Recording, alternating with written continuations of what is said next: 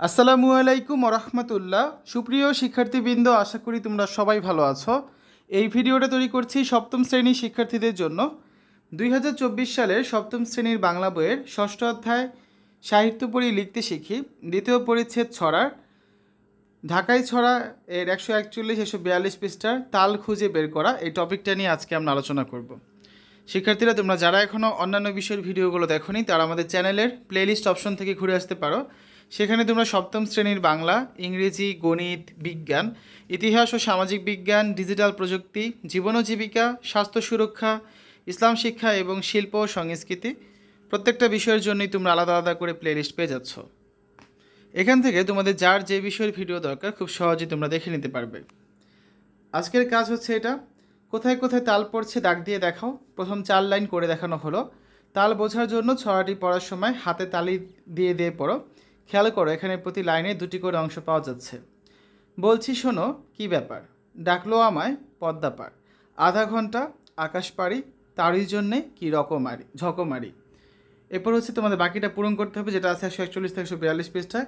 তো চলো শিক্ষার্থীরা, আমরা হচ্ছে বাকিটা এখন পূরণ করে ফেলি। দেখো, অবশেষে পেলাম ছাড়া, বিমানেতে ওঠার তারা, পেয়ে গেলেম যেমন চাই, বাতায়নের ধারেই ঠাই। এরপর কি আছে দেখো, এই কি সেই পদ্মা নদী, সিন্ধু সম যার অবধি, আঁকা বাঁকা জলের রেখা, পালতোলা নাও যায় যে দেখা।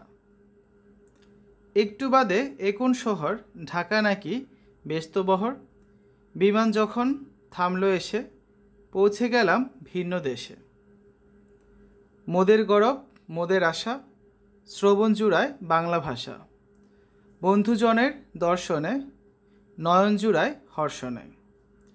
বাংলা লিপি দিকে দিকে, জয়ের চিহ্ন গেছে লিখে, কোথায় গেল পাকিস্তান, খান সেনা আর টিক্কা খান। রাজার বাগ আর রায়ের বাজার, বদ্ধভূমি ইটের পাজার। মেলে দেখি মানুষ নেত্র, কারবালা কি কুরুক্ষেত্র।